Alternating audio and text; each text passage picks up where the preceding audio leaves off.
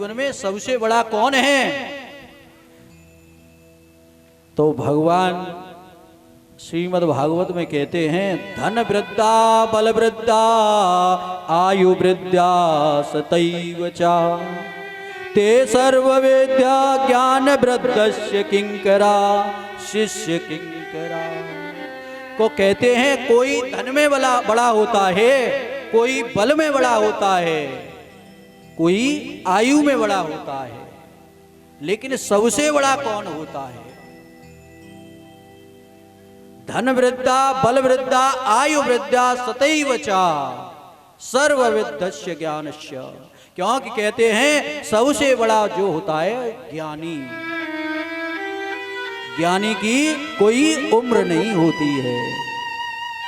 परीक्षित जी को कथा श्रवण कराने के लिए सुखदेव जी महाराज आते हैं।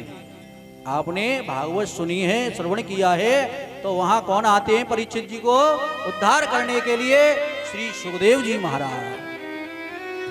तो उनकी आयु कितनी बड़ी है? 16 वर्ष की आयु है। लेकिन वहां विराजमान संत मुनि सब बैठे हुए हैं, वो कितने बड़े बड़े हैं। भागवत में कहते हैं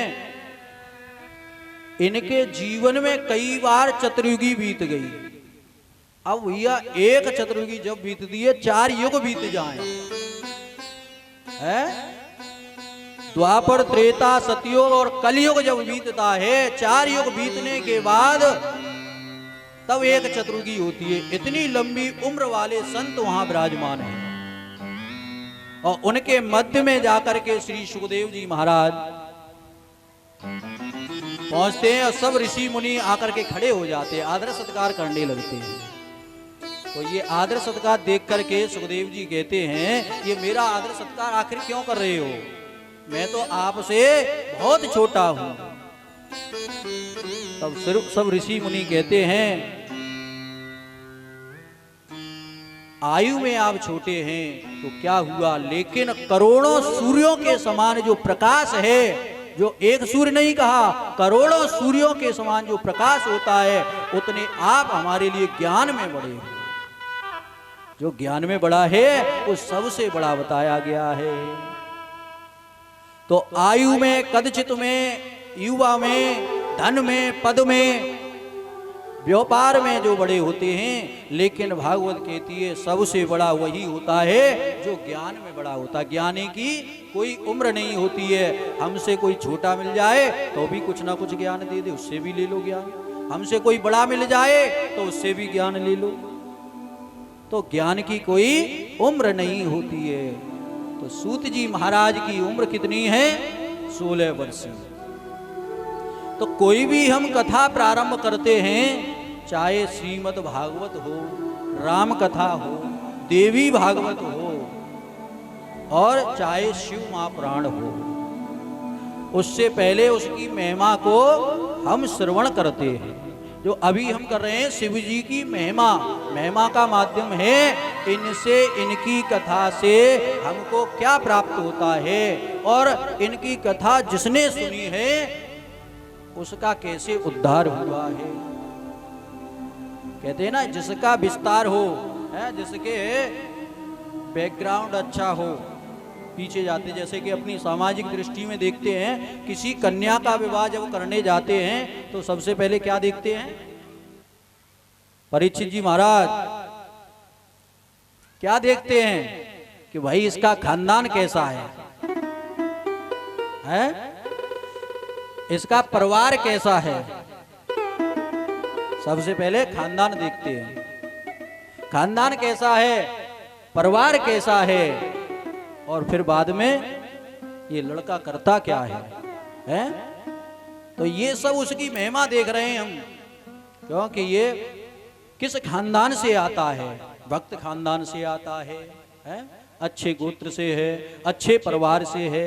ये सब देख करके तब अपनी कन्या का विवाह करने जाते हैं। सब कुछ देखते हैं, और इसी प्रकार से हमारे शास्त्रों में, पुराणों में उस पुराण की महिमा के लिए हम चलते हैं।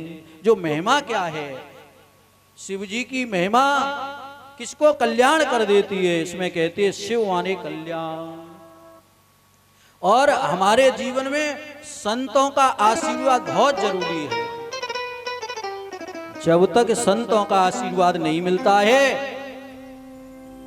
तब तक हमारा जीवन सुबल नहीं होता है? सरल नहीं होता है। और संत भी होने चाहिए संसार में। संत आज कल जो देखें ऐसे संत नहीं है, लेकिन भजनानंदी संत होने चाहिए जो भजन करने वाले हों, साधना वाले हों। लेकिन ज्यादातर आज दिखते हैं सब राजनीति वाले दिखते हैं।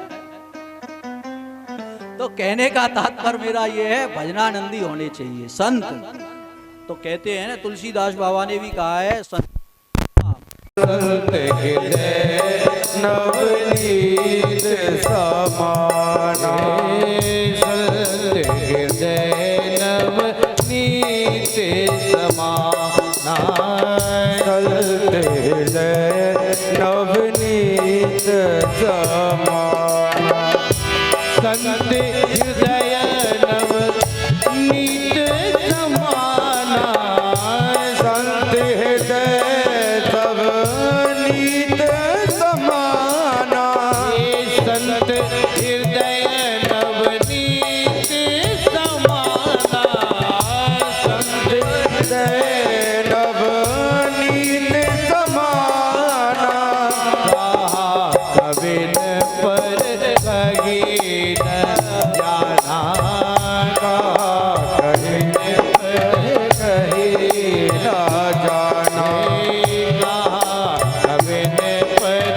कही न जाना, कहा कबिन पर कही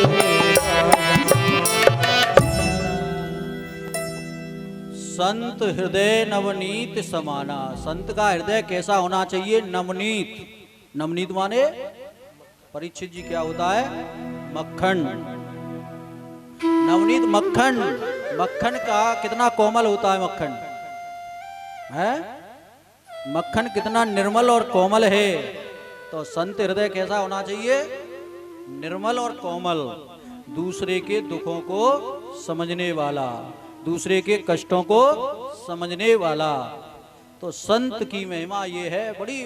भगवान शिव महापुराण में संतों की महिमा भी गाते हैं और संत शिव की महिमा गा रहे हैं। निज परिताप द्रवय नवनीता, निज परिताप द्रवय नवनीता, निज परिताप, निज परिताप, निज परिताप द्रवय नवनीता, पर सुख द्रवय संत सुख नीता, पर सुख द्रवय संत सब नीता, पर सुख द्रवय संत सुख नीता। बोले शंकर भगवान की जय जय। तो संत का हृदय बड़ा ही कोमल बताया, निर्मल बताया। संत ऐसे नहीं है भगवा कपड़ा पहन लिए संत हो गए, दाढ़ी रखा ली, बाल रखा लिए, या बाल रखाने से हम बड़े संत हो जाएंगे। तो ऐसा कुछ नहीं है। बाबा भोलेनाथ कहते हैं, तुलसी बाबा कहते हैं, संत हृदय नवनीत समाना। जिस कार्य को करने जाएं तो हमें बड़ा निम्न बन जाना चाहिए, सरल बन जाना चाहिए। आज इस अवस्था में आप लोग बैठे हैं परीक्षित के रूप में। परीक्षित क्या है? परीक्षित कोई व्यक्तिगत नाम नहीं है। परीक्षित एक पद का नाम है। यहां सब बैठे सब परीक्षित हैं, जो कथा को श्रवण करता है। जैसे प्रधानमंत्री, समझो प्रधानमंत्री या प्रधान, ग्राम प्रधान होता है तो कोई भी हो सकता है जब ज्यादा जनता हो जाए उसकी तरफ, है? तो एक पद है प्रधानमंत्री का, है? प्रधानमंत्री भी बदलते रहते हैं। तो हमारे यहाँ ये परीक्षित का जो पद है, ये हमारे यहाँ कोई भी परीक्षित हो सकता है। वो कब होता है? जब शिव की कृपा हो जाए। शिव कृपा हो जाए तो ये परीक्षित सब बन जाएंगे। तो आज हम सब लोगों के ऊपर शिव की कृपा है, देवादिदेव महादेव की कृपा है जो हम उनकी छाया में बैठे हुए हैं। तो कहने का तात्पर्य मेरा यह है कि जब हम किसी कन्या का विवाह करने जाते हैं तो हम उसके खानदान को देखते हैं, ऐसे ही हम पुराणों की महिमा को देखते हैं। तो लेकिन मैं अब निवेदन करूं कि जब कोई बच्ची की शादी करने जाए तो उसके खानदान को ना देखे। अगर लड़के की जानकारी करनी है वर की तो उसके मित्रों के साथ जाओ, उसके मित्रों को देखो, इसके मित्र कैसे हैं। असली जानकारी कौन दे सकता है परीक्षित जी? मित्र है। 24 घंटे कौन साथ रहता है? बच्चा तो हॉस्टल में पढ़ने गया है, बच्चा नौकरी करने गया है, तो पिताजी कहाँ हैं? घर पे। माताजी कहाँ है? घर पे। कौन साथ में है?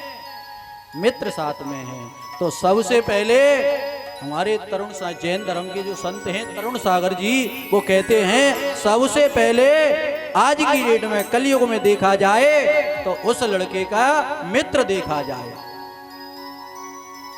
मित्र कैसा है? मित्र से आपको ये पता चल जाएगा ये कितना शुद्ध है, कितना भक्त है। तो कहने का तात्पर्य है जब बच्चों की शादी करें तो उनके मित्रों से, वो बच्चियों की सहेलियों से भी मिल लेना चाहिए, है? सब कुछ यहीं से पता चल जाता है। अब खानदान में जाने की जरूरत नहीं है। अच्छा घर देखना है, अच्छा लड़का देखना है तो उसके मित्रों को देख लो आप। तो मित्र देख लेंगे तो सब पता चल जाए कितना भक्त है, कितना संस्कारी है। मित्रों से ज्यादा कोई बताने वाला नहीं है। हम लोग बैठे, हमारे मित्र बैठे, पूछ लो हम कैसे हैं, या कोई भी सही, आप लोग मित्र जब बैठे हो तो मित्र को देख करके मित्र की पता चल जाता है।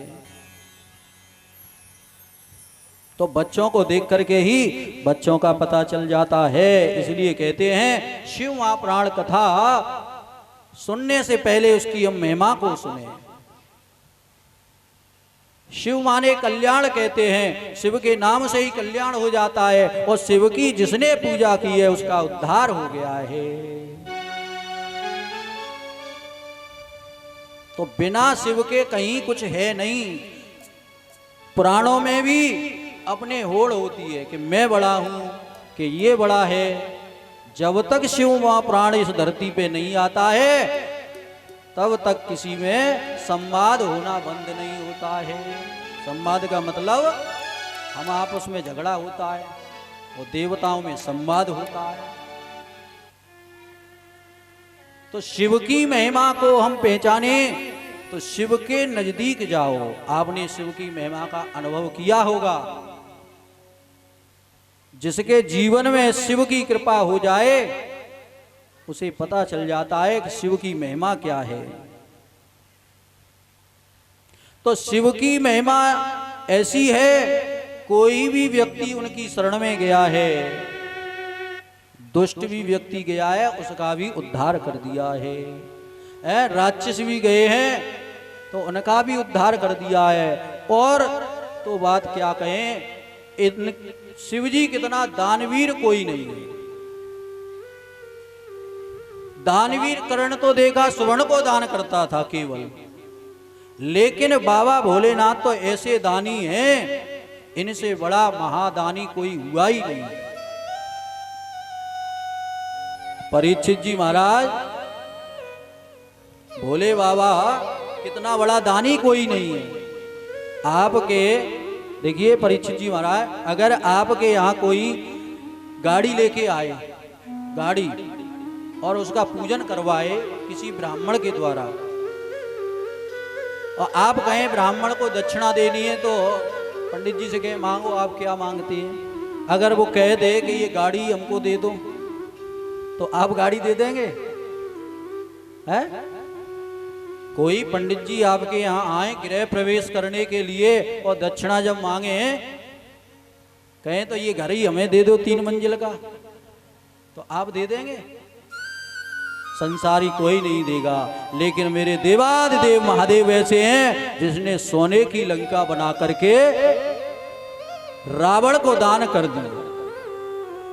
तो जो अपने लिए घोंसला बनाता हो, अपने लिए घर बनाता हो, और ब्राह्मण देवता उनके पास चले जाएं और उनकी लंका को ही ले गए, तो देवाधिदेव महादेव ने अपना ही सुवर्ण बना हुआ महल लंका को दान कर दिया। तो देवाधिदेव महादेव जैसा कौन दानी है? क्या महिमा गाई जाए उनकी। को कहते हैं इस पृथ्वी को पूरा कागज बना लो, है समुद्र तीर्थ नदियों को स्याही बना लो, और इन वनस्पतियों को कलम बना लो, तब भी हम शिव की महिमा लिख नहीं सकते हैं, गा नहीं सकते हैं। तो इनकी जो महिमा है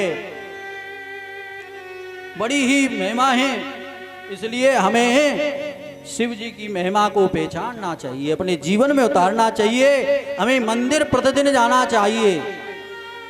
मंदिर जाने से होता क्या है? तन पवित्र कि ये सेवा से तन जरा, हम मंदिर जाएंगे, परिक्रमा लगाएंगे, तो ये हमारा शरीर पवित्र हो जाता है, शरीर शुद्ध हो जाता है। और धर्म में हम धन लगाते हैं तो धन पवित्र हो जाता है।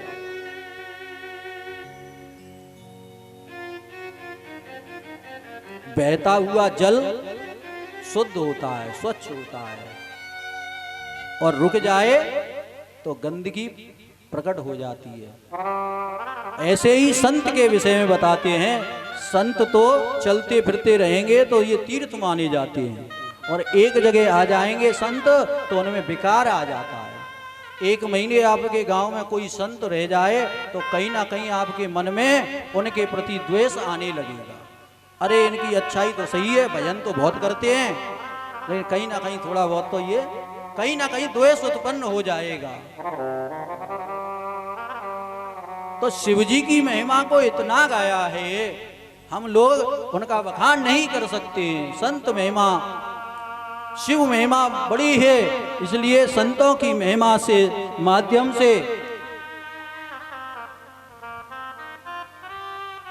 देवाधिदेव महादेव ऐसी कृपा करते हैं, और जिस पे कृपा हो जाए उसका जीवन धन्य हो जाता है।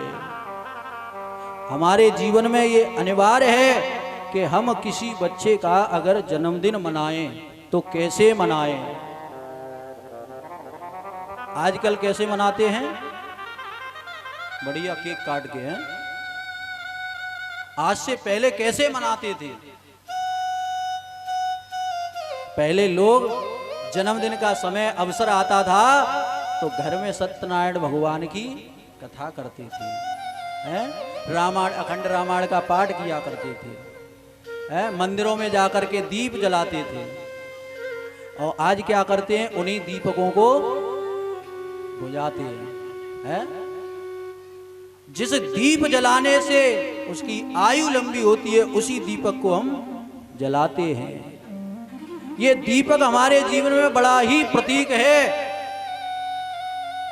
आपने रामचरितमानस में सुना होगा, लक्ष्मण की जो पत्नी थी उर्मिला, और जब लखन जी राम जी के साथ में वनवास गए तभी से वो दीपक जला करके रखती थी।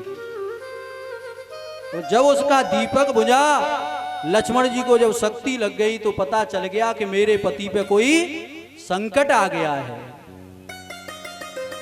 मेरे पति पे कोई संकट आ गया है।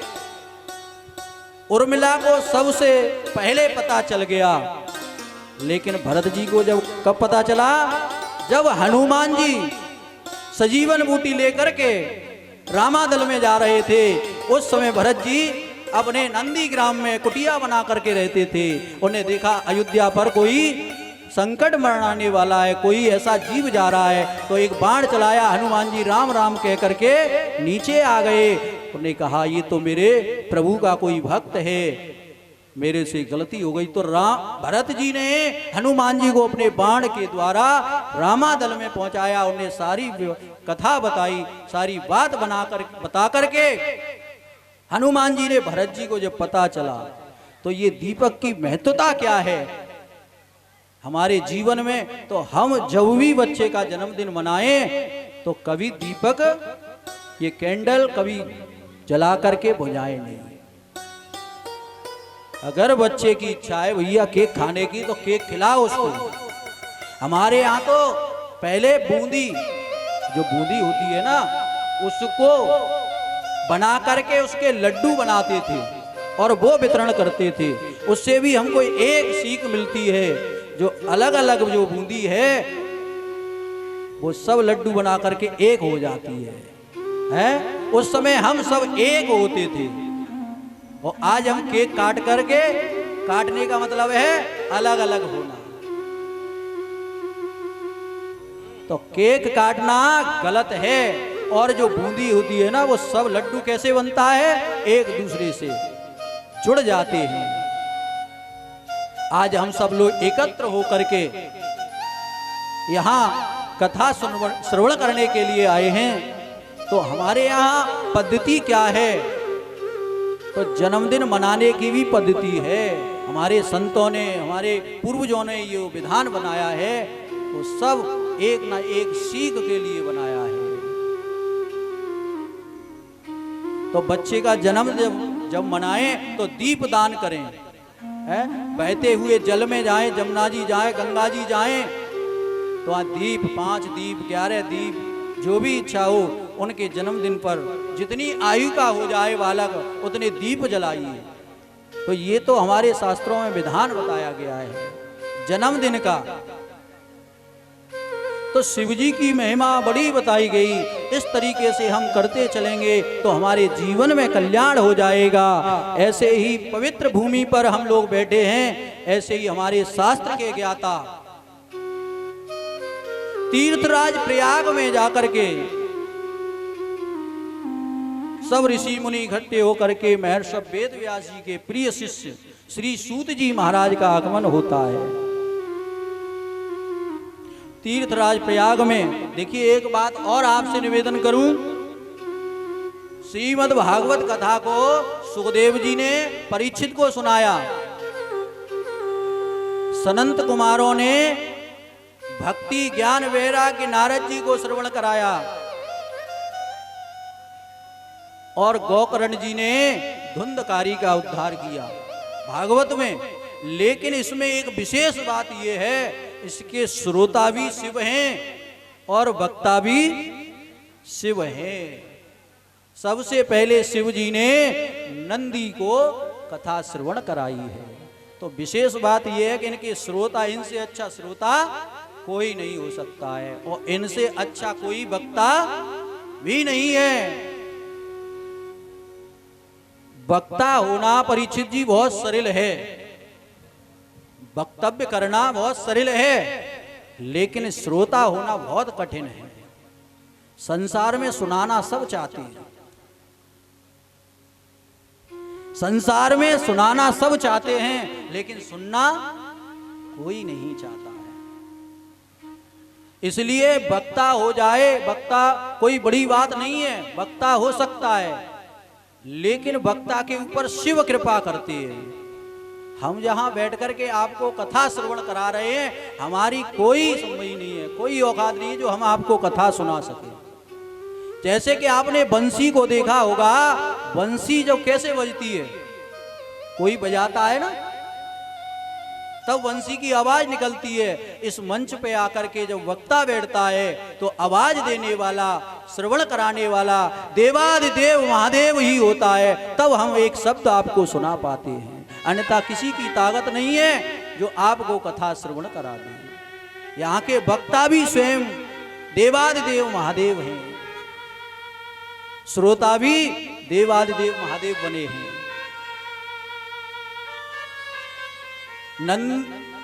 नंदी ने कथा किसको सुनाई है? सनंत कुमारों को, ब्रह्मा जी के जो मानस पुत्र हैं 4, उनको। शिव जी ने कथा सुनाई, किसको सुनाई? नंदी को। और नंदी ने किसको सुनाई? सनंत कुमारों को। और सनंत कुमारों ने किसको सुनाई? व्यास जी को। और व्यास जी ने किसको सुनाई? सौनिका श्री सूत जी महाराज को। और सूत जी महाराज ने किसको सुनाई? सौनिकादिक ऋषियों को। और अब हम लोग कथा सुन रहे हैं। कौन सुना रहा है? तो जो कथा श्री सूत जी महाराज ने सौनिकादिक को सुनाई, वही कथा हम लोग श्रवण कर रहे हैं। तो भैया जो मृत्यु आएगी वो ना कह के आएगी, ना समय लेके आएगी। तो इसलिए हम इस कलयुग में आकर के बैठे हैं, तो हमें केवल एक ही शिव जी के चरणों में अनुराग हो जाए, भक्ति हो जाए, यहां कल्याण हो जाएगा। शिव जी के चरणों में अनुराग हो जाए, भक्ति हो जाए, ऐसा मेरा मन की कल्पना है। आप मेरे ऊपर कृपा कीजिए। तो भगवान कहते हैं, व्यक्ति के अंदर जब संतों की कृपा होती है, महर्षि वेदव्यास जी के ऊपर संतों की कृपा हुई। कौन से संत आए हैं? सनंत कुमार जी। और श्रीमद् भागवत में संत आए नारद।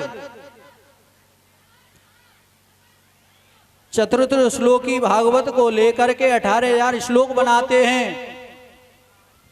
तो संतों का आश्रय लेकर के हमारा जीवन बहुत सरल हो जाता है। इन बच्चों को बड़ा शांति से जो वितरण कर रहे हो करते रहो, उदम नहीं करें, हल्ला नहीं करें, शांति से कथा सुने। शिव महापुराण में प्रवेश करने से पहले भगवान कहते हैं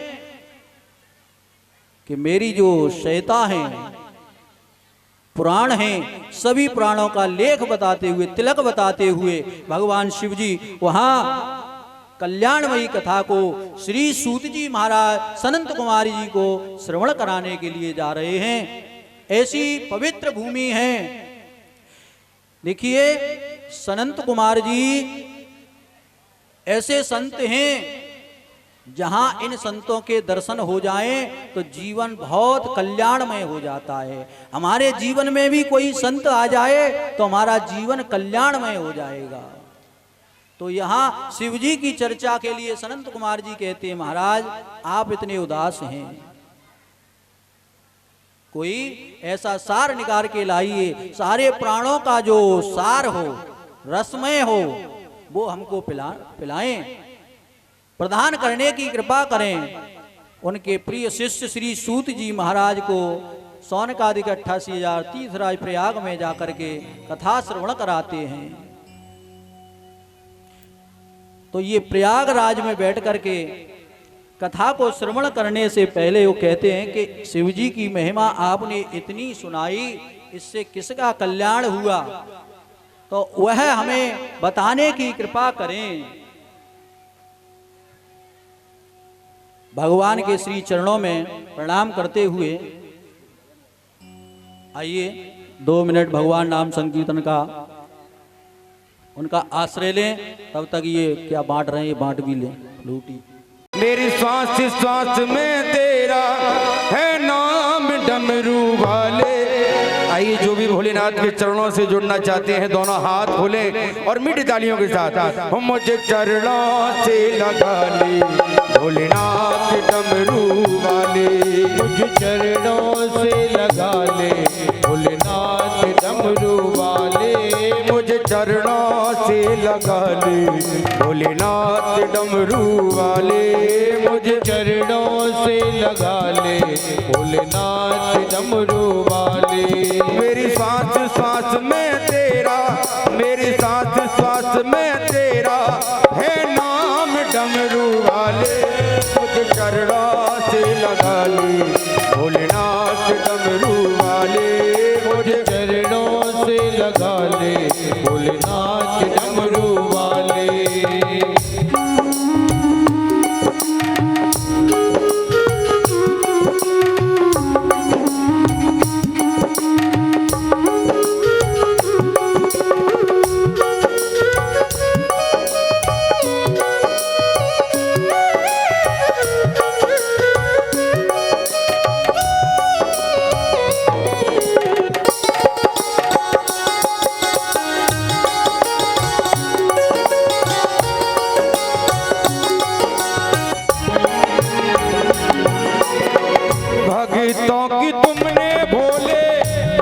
विपदा है टाली।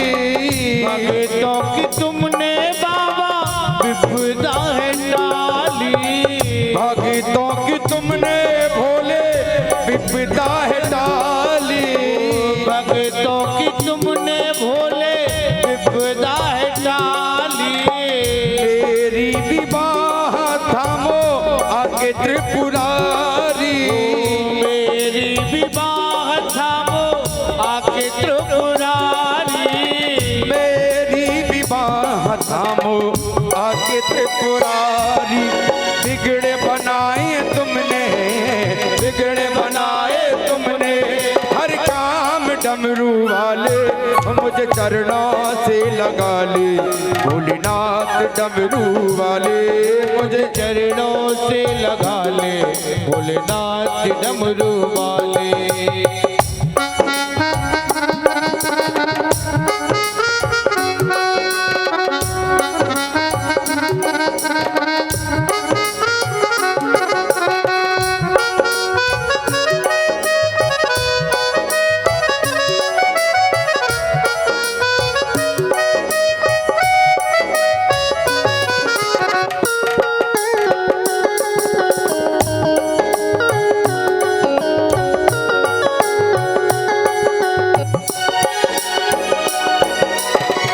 पतझड़ है मेरा जीवन बन के बाहर आजा। पतझड़ है मेरा जीवन बन के बाहर आजा। सुन ले पुकार शंभू बस एक बार आजा। सुन ले पुकार शंभू बस एक बार आजा। सुन ले पुकार शंभू बस एक बार आया। बेचैन मन के तुम ही, बेचैन मन के तुम ही आराम डमरू वाले। मुझे चरणों से लगा ले भोलेनाथ। जो भोलेनाथ को मना रहे दोनों हाथ खोलकर तालियों के साथ। हम मुझे चरणों से लगा ले भोलेनाथ डमरू वाले। मुझे चरणों से लगा ले भोलेनाथ डमरू वाले। देखिए सूत जी महाराज क्या अमृत पिलाने के लिए आ रहे हैं और हमारे पंडाल में क्या पी रहे हैं ये लोग।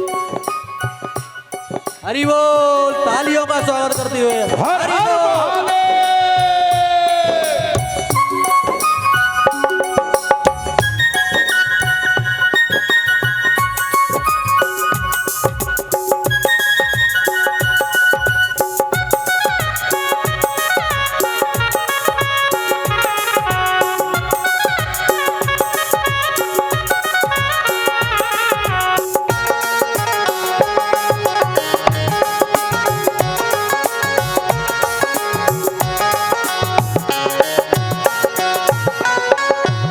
तो दया के सागर जन्मों का मैं हूँ प्यासा। हो दया के सागर जन्मों का मैं हूँ प्यासा। तुम तो दया के सागर जन्मों का मैं हूँ प्यासा। तुम हो दया के सागर जन्मों का हूँ मैं प्यासा। दे दो मुझे ठिकाना चरणों में बस जरा सा। दे दो मुझे ठिकाना चरणों में बस जरा सा। दे दो मुझे ठिकाना चरणों में बस जरा सा। सुबह तुम्ही हो हर पल, सुबह तुम्ही हो हर पल, हर शाम डमरू वाले। मुझे चरणों से लगा ले मेरी श्याम डमरू वाले। मुझे चरणों से लगा ले भोलेनाथ डमरू वाले। मुझे चरणों से लगा ले भोलेनाथ डमरू वाले। मुझे चरणों से लगा ले भोलेनाथ डमरू वाले। मेरी श्वास श्वास में तेरा, मेरी श्वास श्वास में तेरा है नाम डमरू वाले। चरणों से लगा ले भोलेनाथ डमरू वाले। मुझे चरणों से लगा ले भोलेनाथ डमरू वाले। भोलेनाथ डमरू वाले, भोलेनाथ डमरू वाले। भोलेनाथ डमरू वाले, भोलेनाथ डमरू वाले। भोलेनाथ डमरू वाले। वाले।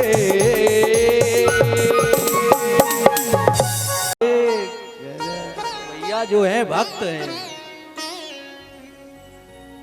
तो शिव जी की महिमा चल रही है, शिव के चरणों में अनुराग हो रहा है, शिव की कथा में प्रेम हो रहा है। सूत जी महाराज भी अमृत पान कराने के लिए श्री सोनिकादि ऋषि विराजमान हो रहे हैं, और हम सब भी लोग उधर ही क्षेत्र में चलते हैं जहां सब संत मुनि।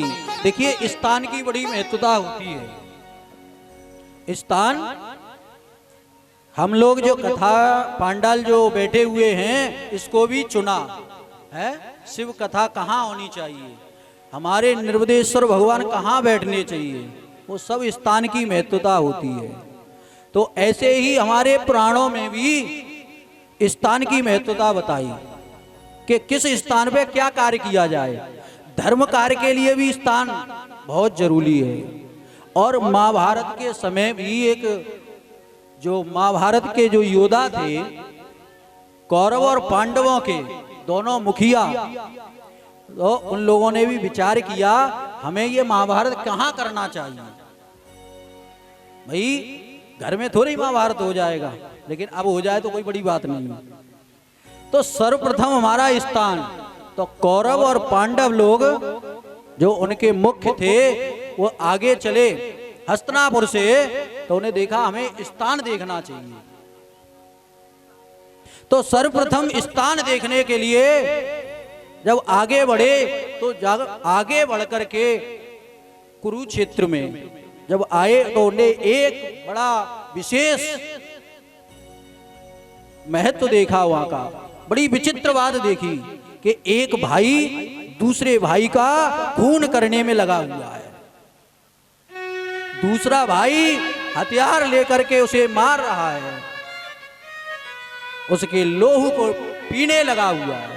एक दूसरे में दोनों भाई खून करने में लगे हैं। तो कौरव पांडवों के बीच के जो मुख्य अतिथि थे उन्होंने कहा इससे बढ़िया हमें कोई महाभारत के लिए युद्ध करने जैसी भूमि नहीं मिलेगी, यही भूमि हमारे लिए ठीक है, यही हमें युद्ध करना है, यही महाभारत होना है। कौरव पांडवों के मुख्य लोगों ने उसी कुरुक्षेत्र को चुन लिया, क्योंकि इस भूमि पर एक भाई के लिए युद्ध कर रहा है, उसका एक भाई दूसरे भाई का खून कर रहा है। किसके लिए? जमीन के लिए। किसके लिए? भूमि के लिए। और महाभारत किसके लिए हुआ है? महाभारत किसके लिए हुआ परीक्षित जी? भूमि के लिए। श्री कृष्ण भगवान यही कहते थे, ये पांडव हैं, इनको 2-4 गांव दान दे दो, ये अपना गुजारा करते रहेंगे। लेकिन दुर्योधन ने, मैं एक सुई की नोक के बराबर भी बिना युद्ध के भूमि नहीं दूंगा। तो भूमि के लिए युद्ध हुआ। वहां पर भी ये 2 भाई लड़ रहे थे, वो भी भूमि के लिए। तो यहां महाभारत में कौन लड़ा? दोनों भाई। तो इससे बढ़िया भूमि नहीं है। तो हमारे यहाँ भूमि का चयन अनिवार्य बताया गया, युद्ध के लिए और धर्म के लिए। जहां धर्म करें तो जगह कैसी होनी चाहिए? धर्म के लिए बहुत स्वच्छ। ऐसे ही राजस्थान में एक जूनागढ़ पड़ता है। जूनागढ़ में कुछ संतों ने विचार किया कि हमें सत्संग कहाँ करना चाहिए, हमें धर्म कहाँ करना चाहिए। तो कुछ संत वहां चले जूनागढ़ में, तो देखते हैं कि एक सरोवर पर एक हिरण भी जल पी रहा है, एक बाघ भी वहीं जल पी रहा है, एक सर्व भी वहीं विचरण कर रहा है। तो संतों के मन में विचार आ गया, इससे बढ़िया हमें कहीं भजन करने के लिए भूमि प्राप्त नहीं होगी। क्या हिरण और शेर एक साथ रह सकता है? क्या चूहा सर्प एक साथ रह सकता है? यहां इस सरोवर पे सब एक साथ रह रहे हैं। तो संतों का सत्संग और संतों की जो भक्ति है वो हम सबको जोड़ती है। और हमारे शिव मंदिर में भी यही है? शिव मंदिर में शंकर जी की सवारी क्या है? बोलो क्यों आज्ञापति जी? गणेश भगवान की सवारी कौन है? चूहा। और कार्तिक जी की मोर, और भोलेनाथ जी की और माता का शेर। और सब कैसे विराजमान हैं? और भगवान के गले में कौन पड़ा है? और गणेश जी की सवारी कौन है? और चूहा यहां छोड़ दो और सरब छोड़ दो, क्या होगा? तो भैया शिव का परिवार ही सबको मिलाने का काम करता है। तो शिव की ये महिमा है, जहां सब एक साथ एक सरोवर पे बैठे हों वहां धर्म होता है, और जहां आपस में ही मतभेद हो जाए, युद्ध होने लगे, वहां महाभारत होने लग जाता है। तो ये भूमि का बड़ा चयन है। हमारे सब ऋषि मुनि ने भी यही भूमि का चयन किया, और नेम सारण्य क्षेत्र में 88,000 ऋषि विराजमान हो जाते हैं। सूत जी से एक सभी ऋषियों के मध्य में एक प्रधानता देने वाले कहते, हमको कोई ऐसी कथा सुनाइए जिससे शिव महाप्राण से उसका कल्याण हो गया हो। देखिए, जीवन में जीवत व्यक्ति कोई भी अपनी मुक्ति का मार्ग देख ले, कोई बड़ी बात नहीं है। हम जीते जी कोई कहे कि हमारे उद्धार कैसे होगा, तो हम सब कुछ कर लेंगे कि भागवत कर लो उद्धार हो जाएगा, महामृत्युंजय का अनुष्ठान कर लो अकाल मृत्यु से बच जाएंगे, हैं? ये हम जीते जी कर सकते हैं, लेकिन मृत्यु के बाद जिसका कल्याण हो जाए उसकी महत्वता शिव महापुराण कहती है। शिव महापुराण कहती है जिसके मरने के बाद जिसने मुक्ति की हो। सूत जी महाराज बड़ी सुंदर एक कथा सुनाते हैं। सौनक जी ऋषि वहां विराजमान हैं। सूत जी आप पुराणों के ज्ञाता हैं, वेद वेदांग के ज्ञाता हैं, और हमें कोई सार सुनाइए। तो सार क्या है? सब पुराणों का सार है शिव महापुराण। कथा सुनाने के लिए कहा तो एक कल्याणमयी कथा सुनाते हैं। एक ब्राह्मण था देवराज करके। देवराज ब्राह्मण था और बड़ा दुराचारी था। देखो, और ज्ञानहीन। ब्राह्मण गरीब हो जाए कोई बड़ी बात नहीं है, विशेष बात नहीं है, लेकिन उसके लिए ज्ञानहीन दुर्भाग्य की बात है जब ब्राह्मण होकर के ज्ञान ना हो।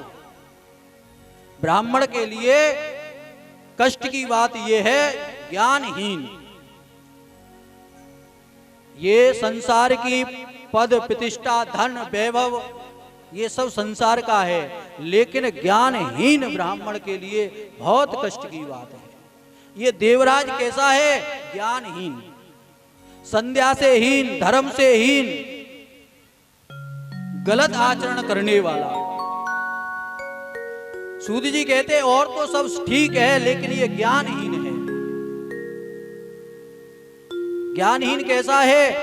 इसके माता पिता भी हैं, पत्नी भी है, लेकिन दुराचार करता है, पाप जैसी बुद्धि हो गई है।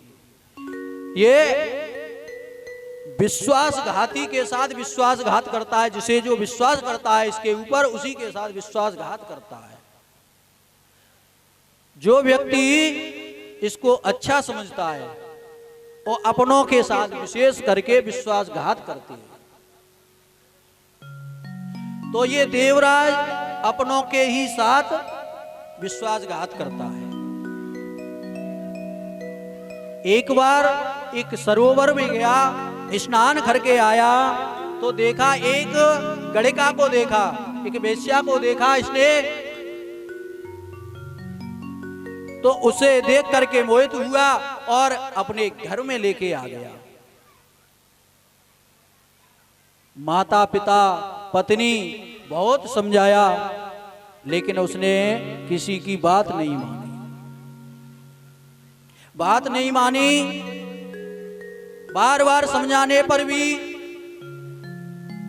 देवराज बहुत दुष्ट हो गया। एक दिन तो अपने माता पिता को भी पीटने लगा, पत्नी को भी पीटा। इतना दुराचारी हो गया। कुछ दिन के बाद उसकी माता का भी देहांत हो गया, पिता का भी देहांत हो गया। लेकिन हुआ कैसे देहांत? देवराज के कारण। देवराज ने अपने माता, पत्नी और पिता की हत्या कर दी। अब उसका साम्राज्य हो गया, अब अकेला है। सब कुछ ले जा करके, घर की धन दौलत सब बेच करके वेश्या के चरणों में डाल दिया। आचरणहीन हो गया, आचरणहीन हो गया। वेश्या बड़ी प्रसन्न है, ये भी बड़ा प्रसन्न है। अब तो आगे चल करके इसने ऐसी वृद्धि बना ली, उसी एक पात्र में खाना प्रारंभ कर दिया। जिसमें जो गड़का भोजन करती है, उसी में देवराज भी भोजन करने लगा, मदरा पान करने लगा। मदरा पान करने लगा, वैश्यागामी हो गया। बहुत समय तक ऐसा करते करते बड़ा ही दुराचारी होते हुए अब एक दिन ये तीर्थराज प्रयाग की भूमि में जाता है। तीर्थराज प्रयाग की भूमि में जब गया तो वहां एक प्रतिष्ठानपुर है प्रयागराज में, जो आज हम इस भाषा में झूसी उसे कहते हैं। प्रयागराज गए हो तो झूसी जो स्थान है वो प्रतिष्ठानपुर था पहले। वहां एक मंदिर में जाकर के देवराज पहुंच जाता है और मंदिर में प्रवेश करता है। उसी समय उसे बुखार बहुत तेज आता है, ज्वर आ जाता है। और वहां एक पंडित जी महाराज शिव महापुराण की कथा कह रहे थे। उस मंदिर में शिव महापुराण की कथा चल रही थी। पहले शिव महापुराण की कथा का आयोजन, जैसे शिव महापुराण श्रावण महीना प्रारंभ होता था, मंदिरों में शिव महापुराण 1 महीने 2 महीने, जैसे अधिक मास आ जाए तो कभी कभी श्रावण भी 2 हो जाते हैं। अभी पिछली बार जब आया तो श्रावण 2 हो गए। तो कभी कभी ऐसे कथा चलती रहती है। एक बार इस दास को भी अवसर मिला धौलपुर में 2 महीने शिव कथा कहने का। चतुर्मास में मैं महाराज जी के साथ में था, तो वहां शिव कथा धौलपुर से हटकर के मुचकुंद गुफा है, शहर से हटके 7-8 किलोमीटर, तो मुचकुंद गुफा है। वहां शंकर जी का जो मंदिर है वो बलराम जी ने स्वयं स्थापित किया है। वहां शिव महापुराण हुआ। ऐसे ही तीर्थराज प्रयाग में कथा चल रही है और देवराज उसमें प्रवेश कर जाता है। और कथा सुनने का उसका कोई उद्देश्य नहीं है। जो मदरा पान करता हो, दुराचारी हो, वैश्यागामी हो, उसके ऊपर क्या धर्म का असर होगा। ज्वर आ गया, बुखार आ गया, बुखार के माध्यम से उस मंदिर में घुस गया। और मंदिर में घुसा, उस समय पंडित जी कथा कह रहे हैं, व्यास जी महाराज कथा कह रहे थे और उसे बहुत जोर का ज्वर आया, बुखार आया, शरीर में बहुत पीड़ा होने लगी, कष्ट होने लगा, वहीं पड़ा रह गया। 1 महीने की कथा चली। कथा श्रवण की 1 महीने के बाद जब उसकी मृत्यु हुई तो यम के पार्षद आ गए। यम के पार्षद उसे बांध करके रस्सी से यमलोक में ले गए। यमलोक में ले जा रहे थे और वहां लेकर के गए तो उसी समय देवादिदेव महादेव के गढ़ पहुंच जाते हैं। उनको बहुत फटकार लगाते हैं यमदूत को और बहुत पीटते भी हैं। शिव महापुराण कह रही है उनको बहुत पीटा। कहा कि आप ऐसे भक्त को लेकर के आए हो जो शिव का भक्त है। यम के दूत कहने लगे महाराज हम शिव के भक्त को नहीं लेकर के आए हैं, ये तो बड़ा दुराचारी है, इसने अपने माता का वध किया है, पिता का वध किया है, इसने अपने पत्नी का वध किया है, ये बड़ा दुराचारी है, वेश्यागामी है, मदरा पान करने वाला है, हम उसे लेकर के आए हैं। तुम भूल गए जिसने 1 महीने पर्यंत शिव कथा सुनी, और जो क्षण मात्र भी शिव की शरण में आ जाए, 7 दिन की कथा श्रवण कर ले, और भोलेनाथ तो कहते केवल 5 मिनट का भी उसके जीवन में सत्संग मिल जाए तो वो कभी यमलोक नहीं जाता है। इसने 1 महीने पर्यंत कथा सुनी, इसे आप नहीं रख सकते हो यमलोक में। दूतों ने, भगवान के गणों ने, शिव के गणों ने उसे उनके चंगल से छुड़ाया और सीधे कैलाश पर्वत पे ले गए और शिव के चरणों में उसे ढकेल दिया। ये शिवलोक वास करेगा। ऐसी है शिव की महिमा, जो जीवन पर्यंत जिसने अधर्म किया, मदरापान करने वाला, माता पिता की हत्या करने वाला, और केवल शिव महापुराण सुनने से शिवलोक में पहुंच गया है, शिवलोक में जाकर के विराजमान हो गया। तो ऐसी शिव महापुराण है जो जीवन में कल्याण कर दे। केवल 5 मिनट का सत्संग भी मिल जाए जीवन को सुधार देता है। संत का छड़ और अन्न का कड़ कभी बर्बाद ना जाए, इसका हमको प्रयास करना चाहिए। हमें जो सत्संग मिल रहा है, शिव कथा मिल रही है, तो हमें वो अपने ऊपर लागू करनी चाहिए, अपने जीवन में उतारनी चाहिए। अन्न जब हमको मिलता है, थाली में भर करके जो अन्न मिलता है, हमारे सामने आता है, उसका एक भी कण बर्बाद ना जाए, इसका हमें प्रयास करना चाहिए। तो संत का छड़ और अन्न का कण कभी बर्बाद ना जाए, थोड़ा सा भी छड़ मिल जाए तो हमारा उद्धार हो जाएगा। तो आज देवराज का उद्धार हुआ, उसकी इच्छा नहीं थी कथा श्रवण करने की, लेकिन दुर्भाग्यवश उस समय मंदिर में प्रांगण में प्रवेश कर गया और भगवान की कृपा से शिव कथा चल रही थी, तो उसका उद्धार हो गया, शिवलोक को चला गया। सूत जी महाराज कहते हैं ऐसी है शिव कथा। सनंत कुमार जी एवं सब ऋषि मुनि, 88,000 ऋषि मुनि कहते महाराज कोई और कथा सुनाइए। सूत जी महाराज बड़े गदगद हुए और आनंद से बोले, हे संत मुनि ऋषियों, आप धन्य हो, आपने उत्तम प्रसन्न किया है। समाज कल्याण के लिए लोग यज्ञ करते हैं अपने लिए, लोग कथा करते हैं अपने लिए, लेकिन यहां मंदिर बन रहा है किसके लिए? क्षेत्र के लिए, समाज के लिए, है गांव के लिए। अब परीक्षित जी का रोज आएंगे यहां जल चढ़ाने, है? लेकिन धन्य हैं आप लोग जो भोले की कृपा हुई और निर्वदेश्वर भगवान को यहां विराजमान किया है।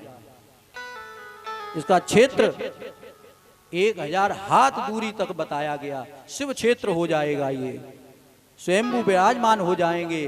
तो कहने का तात्पर्य मेरा यह है कि जहां शिव कथा हो और शिव कथा में मंदिर प्राण प्रतिष्ठा हो, वो शिव कथा बहुत महत्व की हो जाती है। और शिव प्राण प्रतिष्ठा की विशेषता है केवल लिंग की प्रतिष्ठा ना हो, उसमें मूर्ति की भी प्रतिष्ठा होनी चाहिए। जो हम लोग मूर्ति की भी प्रतिष्ठा कर रहे हैं, तो ये क्षेत्रीय मंदिर माना जाता है। क्षेत्रीय मंदिर कब होता है? जब शिव की प्रतिमा लग जाए शिवलिंग के साथ में, वो क्षेत्रीय मंदिर हो जाता है। तो धन्य है आप सब लोग, ऐसी शिव कथा का अवसर आपके जीवन में प्राप्त हुआ और शिव स्वयंभू निर्वदेश्वर भगवान आपके गांव में निवास करेंगे, प्रतिष्ठित होंगे। ये बड़े सौभाग्य की बात है, आपका जीवन धन्य हो गया। भगवान ऐसी ही कृपा आप लोगों पे करती रहे और करते रहें। परीक्षित जी महाराज ऐसे ही दिनों दिन बढ़ते रहें, ये कामना मैं व्यास मंच से प्रदान करता हूं। देखिए, जो ऐसे भक्त होते हैं वो शिव के समान हो जाते हैं। इनको यही पता नहीं कितनी बार ये गए होंगे गाजियाबाद, कितनी बार यहाँ आ रहे हैं, 2-2 दिन में जा रहे हैं, 1-1 दिन में आ रहे हैं। इस उम्र पे ये इतनी मेहनत कर रहे हैं, आप लोग युवा हो के भी थक जाते, हम खुद थक जाएंगे, एक बार जाए कौन जाएगा। दिल्ली बहुत बड़ी भीड़ है, ट्रेनों में सफर कर रहे हैं, स्कूटी से आ रहे हैं, मतलब किसी से आना जाना, इतना लंबा सफर इस उम्र पे, तो ये बिना भोले की कृपा से संभव नहीं है। बार बार आना, इतनी दूरी से बार बार जाना, ये कहीं ना कहीं कोई जन्म का पुण्य उदय हुआ है, केवल इन्हीं का नहीं, आप सब लोगों का।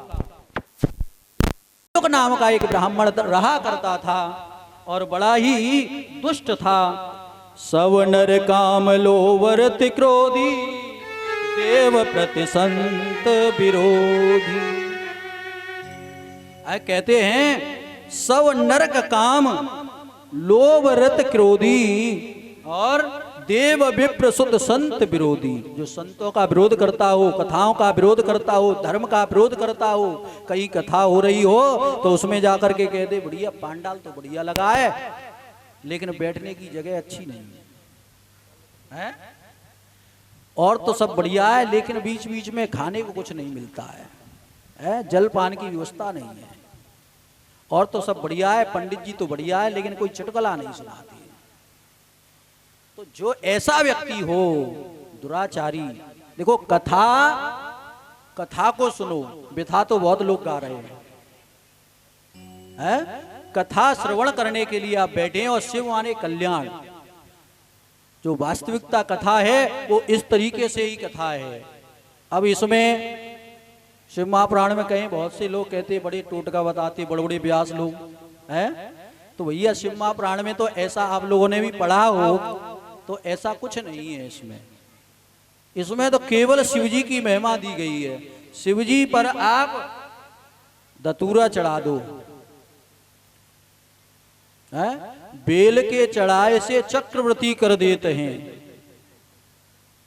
और हर हर कहने से हजूर को मिला देते हैं, और गाल के बजाय से भी हजूर को मिलाते। गाल कैसे बजते हैं? अभी हम लोग कह रहे हैं हर हर महादेव, तो ये हम लोग इस तरीके से भी करते हैं। तो भगवान के जो शिव गढ़े हैं यही धुन करते रहते हैं, शिव जी बड़े प्रसन्न होते हैं इससे। तो भगवान की इतनी कल्याणमयी कथा सुनाइए।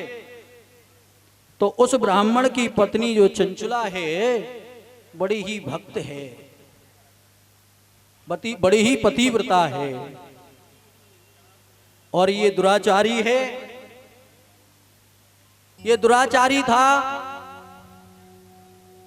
धर्म से हीन, गायत्री से हीन।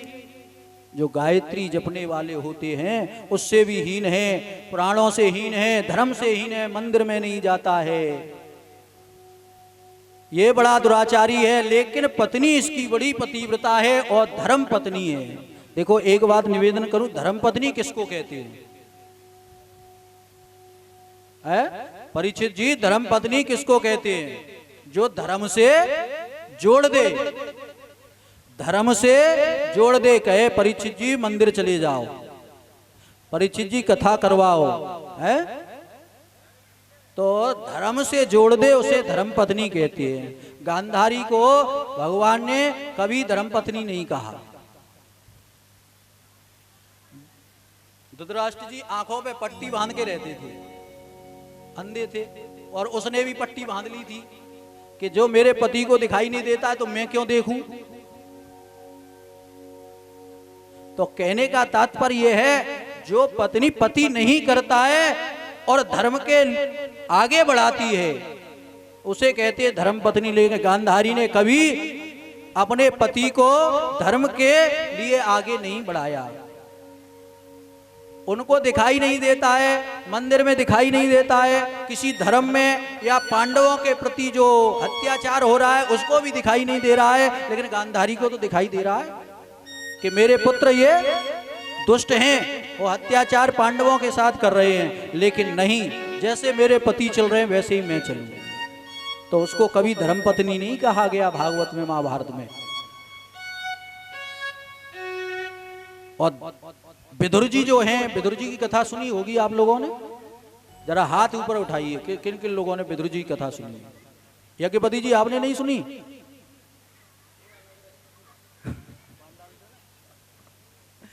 तो भैया विदुर जी जो थे वो एक दासी पुत्र थे, और मंत्री किसके थे?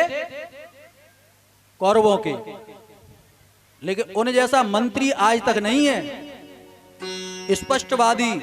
भगवान जब अंत समय में गए तो केवल विदुर को याद किया है उनने, जो विदुर नीति है। अंत समय में भगवान ने याद किया तो विदुर को याद किया। नारद जी ने पूछा, महाराज आपसे सबसे ज्यादा प्रेम तो ब्रज की गोपियां करती थी, हैं? श्री किशोरी जी, राधा रानी आपसे बहुत प्रेम करती थी, आपने किसी ब्रजवासी को याद नहीं किया। लेकिन विदुर जी को याद किया। तो कहते विदुर जैसा मंत्री, विदुर जैसा निष्ठुर, एकदम जिसने अपनी बात को कभी चिपड़ी बात नहीं कही है। मंत्री लोभी में आ जाता है भाई, नेता का मंत्री हो, किसी राज्य का मंत्री हो तो लोभ आ जाता है। और विदुर जी धृतराष्ट्र को समझा रहे थे कि तुम्हारे जो पुत्र हैं पांडवों के साथ अन्याय कर रहे हैं, उनको समझाओ। उसी समय दुर्योधन आ जाता है। दुर्योधन कहता है, हे मंत्री विदुर जी, तुम मेरी संप्रदाय से मेरे यहाँ मंत्री हो और मेरे अनुसार चलो, मेरे पिता को क्यों भड़काते हो? उसी समय विदुर जी ने मंत्री पद छोड़ दिया। ये तेरी प्रतिष्ठा, तेरा मंत्री पद ये धरा है, हमें ये मंत्री पद नहीं चाहिए जो सत्य के साथ अन्याय करने वाला हो। ऐसा मंत्री पद हमें नहीं चाहिए। 1 मिनट में अपना मंत्री पद छोड़ करके और नगर के बाहर जाकर के एक पर्ण कुटिया बना ली थी। ऐसा आज की डेट में कोई मंत्री है? संसार में कोई मंत्री नहीं है। तो विदुर ऐसे मंत्री थे। और जब शांति दूत बनकर के मेरे कन्हैया आए तब विदुर जी क्या कहते हैं विदुरानी से, अब तो हमारा मंत्री पदवी नहीं है और हम इतनी भीड़ में देखेंगे कैसे हैं? लेकिन विदुरानी कहती है कोई बात नहीं है, आज मंत्री पद नहीं है तो क्या हुआ, लेकिन हम नहीं देख पाएंगे तो कोई बात नहीं है, लेकिन हमारा त्रिलोकी, हमारा कृष्ण कन्हैया हमको अवश्य देख लेगा, वो हमको अवश्य देखेगा। ये संसार ना देखे, इस भीड़ में हमें कोई ना देखे, लेकिन ये शिव आपको देख रहा है। तो ऐसा मंत्री पद होते हुए और भगवान ने दुर्योधन की मेवा त्याग दी है। कहा मेरा निमंत्रण तो विदुर जी के यहाँ है। और दुर्योधन कहने लगा महाराज पहली बार तो आप आए हो, तुम्हें निमंत्रण कहाँ भेज दिया? तो नहीं, सबसे पहले जब मिले थे उस समय कह दिया था विदुर जी ने, जब कभी भी आप हस्तिनापुर में प्रवेश करें तो सबसे पहले मेरे यहाँ भोजन करना है। उस समय का मुझे याद है। तो ऐसे मंत्री को देख करके इतनी भीड़ लगी हुई है, शांति दूत बन करके कृष्ण कन्हैया आ रहे हैं और भीड़ के पीछे विदुर जी खड़े हुए हैं। और दुर्योधन कहता है महाराज आप भोजन कीजिए, मेरी माता ने बहुत 56 भोग बनाए हैं। भगवान ने कहा भोजन 2 परिस्थिति में होता है परीक्षित जी, भोजन 2 परिस्थिति में होता है, खिलाने वाले के अंदर श्रद्धा हो और खाने वाले के अंदर भूख हो। तो दुर्योधन मेरे अंदर भूख नहीं है, तेरे अंदर श्रद्धा नहीं है, इसलिए यहां भोजन एक भी परिस्थिति में हो नहीं सकता। मेरा तो भोजन विदुर जी के यहाँ हुआ। तो विदुर जी ने क्या खिलाया सब जानते हैं, है? कदली गर्भ संभूता, क्या कदली के फल के छिलके विदुरानी ने खिलाए। कितना प्रेम है, बहुत सुंदर कथा है। लेकिन समय जब अवसर मिलेगा तो भागवत भी सुनाएंगे। लेकिन इस समय हम कहाँ चल रहे हैं? बिंदुक नाम का एक ब्राह्मण था, वो भी बड़ा दुराचारी था, वेश्यागामी। एक बार पत्नी के बार बार समझाने पर नहीं मानता है,